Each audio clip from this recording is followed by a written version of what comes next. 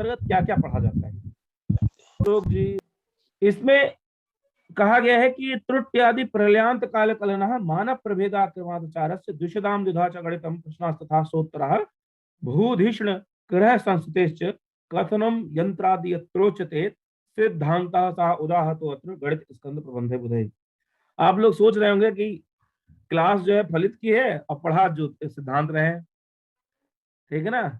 लेकिन मेरा यह मानना है कि किसी भी विषय के सिद्धांत के बारे में आपको कम से कम सूक्ष्म रूप से जानना होगा और जानना चाहिए, क्योंकि सब कुछ उसी पर निर्भर करता है, ठीक है ना। तो आपकी आज की क्लास तो कुछ उसी पर निर्भर चल रही है, जैसा कि आप देख रहे होंगे। तो इसको डिफाइन कर देते हैं और धीरे धीरे हम लोग फलित पे आ जाएंगे। कह रहे तृतीयादि प्रलयांत काल कलना। हमारे यहाँ जो गणित की गई है, हमने बताया ना कि ज्योतिष शास्त्र जो है काल विधान शास्त्र है, काल को जानने का शास्त्र है, काल का ज्ञान करने का शास्त्र है। तो काल की सबसे छोटी इकाई है त्रुटि है। हम आपको बताएंगे, जैसे हम लोग अपने जीवन में, सामान्य जीवन में इस्तेमाल करते हैं कि अरे गलती हो गई, और गलती के लिए हिंदी में शब्द आया त्रुटि। तो वो त्रुटि हुई कितनी देर में, उसका काल क्या था, उसका समय क्या था, उसको भी हमारे आचार्यों ने डिफाइन किया। त्रुटि के आरंभ से लेके सबसे छोटी जो इकाई है वो त्रुटि है। प्रलयांत काल कलना, प्रलय के अंत तक की, प्रलय कब होगा। जैसे अभी 2012 में लोगों ने कहा कि अब प्रलय होने वाला है। मैं नामक जो सभ्यता है, उनकी संस्कृति में उसके आगे कुछ लिखा नहीं था, तो उन्होंने कहा प्रलय होने वाला है। तो अचानक से प्रलय की स्थिति नहीं होती। आप जब ज्योतिष को जानेंगे, इसको समझेंगे आगे कभी, तो आप देखेंगे कि सब चक्रीय व्यवस्था है। चक्रीय व्यवस्था इसलिए है क्योंकि इस दुनिया में कोई भी ऐसी चीज नहीं है कि जो चक्रीय गति से न चल रही है। कोई भी आकाश में जितने भी पिंड हैं, कोई पिंड नहीं है ऐसा जो चौकोर हो। चाहे वो सूरज हो, चाहे पृथ्वी हो, चाहे चंद्रमा हो, चाहे मंगल बुध बृहस्पति शुक्र शनि हो, या जितने भी तारे हैं वह तारे ही क्यों ना हो, इस सृष्टि में रहने वाले सभी जो पिंड हैं वह क्या है, चक्राकार है, मतलब गोलाकार है, ठीक है ना। और आप देखें सारी व्यवस्था भी जो पृथ्वी पर हो रही है वो चक्रीय है। दिन के बाद रात, रात के बाद दिन, जाड़ा के बाद गर्मी, गर्मी के बाद बरसात, बरसात के बाद पुनः जाड़ा, ठीक है ना। एक सामान्य रूप से 3 ऋतु बताई गई है, ज्योतिष में तो 6 ऋतु हैं। इसी प्रकार देखें कि बीज से पेड़, पेड़ से बीज, फिर उस बीज से पेड़।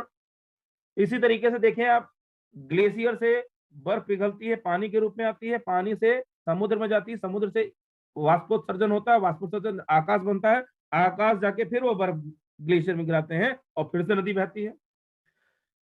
नदी, आज आप जब भूगोल को पढ़े होंगे तो भूगोल में भी जानते होंगे, क्योंकि कुछ एक हमारे साथ एक भूगोल की बड़ी अच्छी जो है अध्येता जो हमारे साथ जुड़ी हुई है, तो वो जानती होंगी, वो हमारी बात का जरूर समर्थन करेंगी। बड़े बड़े जो बड़े पत्थर जो हैं वो नदियों के कारण से गिरकर आपस में घर्षण करके टूटते रहते हैं और गोलाकार बन जाते हैं। किसी नदी में वो आप मोरंग के रूप में हो जाते हैं और कहीं कहीं बालू के रूप में। तो बालू का कण भी क्या होता है, गोल के आकार का हो जाता है। तो सारी इसी प्रकार से जो है क्या नाम है, जो हम आज जहां पृथ्वी पर समुद्र है, वहां पर आने वाले कभी किसी समय पर वहां हो सकता है कि मैदान हो जाए। जहां जिस मैदान में हम लोग आज रह रहे हैं वहां हो सकता है कभी समुद्र रहा हो, और जहां आज पर्वत है वहां हो सकता है कभी मैदान रहा हो, ठीक है ना। तो ये चक्रीय व्यवस्था है। तो इस दुनिया में कोई भी ऐसी चीज नहीं है जो इस चक्रीय व्यवस्था पर ना हो। तो इसलिए प्रलय काल भी जब आएगा तो वह चक्रीय व्यवस्था के हिसाब से आएगा, अपने मन से नहीं। कभी भी आ जाए, कभी भी लिख दिया कि 2012 में हो जाएगा या 2020 में हो जाएगा या 2024 में, ऐसा नहीं। तो आप इसको जब समझेंगे तो आप जानेंगे इसको। फिर कह रहे हैं काल कलना, त्रुटि आदि। तो त्रुटि के आदि से लेके प्रलय के काल तक की गणना जिस शास्त्र में की जाए वह शास्त्र सिद्धांत है। काल कलना मतलब काल की गणना की जाए। मानव प्रभेदा, जैसे दिन के बारे में, मान का मतलब ये दिन है, दिनमान, दिनों की गणना की गई है। कितने प्रकार के दिनों की गणना की गई है ज्योतिष में? 9 प्रकार की। ब्राह्मम दिव्यम तथा पैत्रम प्राजापत्यम च गौरवम सौरं च सावरम चांद्रिक्षा मानानी वैनवा। ये 9 प्रकार के दिन है। मतलब ब्रह्म दिन, पितृ दिन, दिव्य दिन, प्राजापत्य, बृहस्पति दिन, सौर दिन, सावन दिन, चांद्र दिन और नक्षत्र दिन, ये 9 प्रकार के दिन हैं। जो हम देखते हैं कि सामान्य रूप से जो इस समय व्यवहार में जो चलता है, उसमें हम क्या कहते हैं, हम वार को दिन कहने लगते हैं कि सोमवार है आज, आज मंगलवार है, आज बुधवार है, ये वार है, ये तो वार है, ये तो अलग है। और जो आपकी अंग्रेजी की तिथि है कि 6 फरवरी 2022 आज है, तो ये आप हम इसको दिन मान सकते हैं कि ये एक दिन है। तो सामान्य रूप से एक ही दिन प्रचलन में है, लेकिन ज्योतिष शास्त्र में 9 दिन प्रचलन में है, और ये 9 दिन एक साथ चलते हैं। आप जब इस पंचांग के बारे में हम लोग पढ़ेंगे तो इन 9 प्रकार के दिनों को समझेंगे। क्रम, तो ये 9 प्रकार के दिन जिसमें जिस शास्त्र बताया जाए वह ज्योतिष शास्त्र है। क्रमात् चारस्य द्विषधाम, द्विषधाम, द्विषधाम मतलब जो सदैव, द्वि मतलब आकाश, जो सदैव आकाश में रहते हैं, अर्थात जो हमारे ग्रह हैं, जो नक्षत्र हैं, वो सदैव आकाश में दिखाई देते हैं।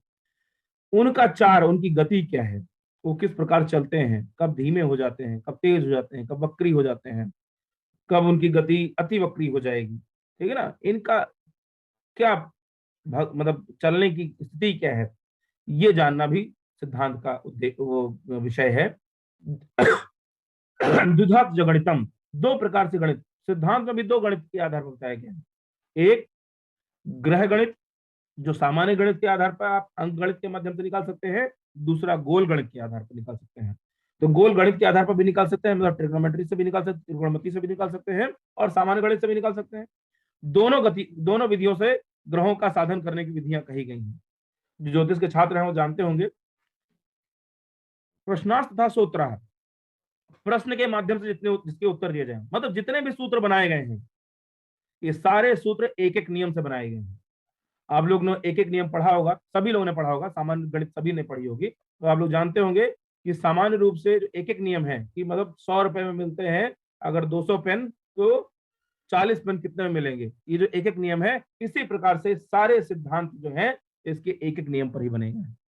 भू, भू मतलब पृथ्वी, धिष्ण, धिष्ण का मतलब नक्षत्र, ग्रह, ग्रह, इनकी संस्थिति, इनका क्रम क्या है, आकाश में इनका क्रम क्या है, ये किसके एक दूसरे से ऊपर किसके आधार पर आधारित हैं।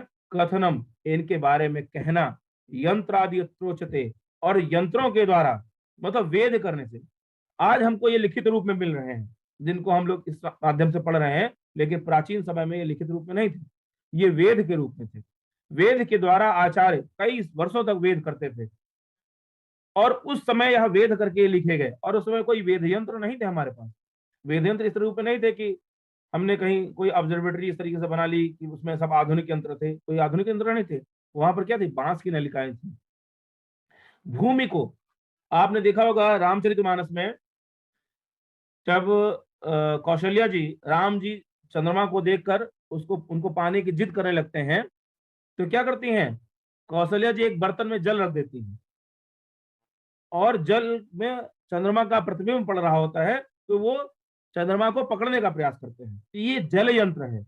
तो जल यंत्र से, ठीक है ना, शंकु यंत्र से, ठीक है ना, इस तरीके से बहुत सारे यंत्रों का निर्माण किया, जो सिर्फ दीवार से बन सकते हैं, मतलब मिट्टी गारे से बनाए जा सकते थे, या कुछ नलिकाओं के माध्यम से बनाए सकते थे। उनके माध्यम से इनका, जिनमें वेद करने की विधि बताई जाए, वह सिद्धांत है।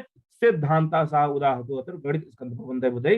तो ऐसे शास्त्र में इन विषयों का जिसमें अध्ययन किया जाए, उसे हम सिद्धांत के नाम से जानते हैं, गणित स्कंद प्रबंध बुधई, और उसका गणित भी गणित शास्त्र के रूप में जाना जाता है।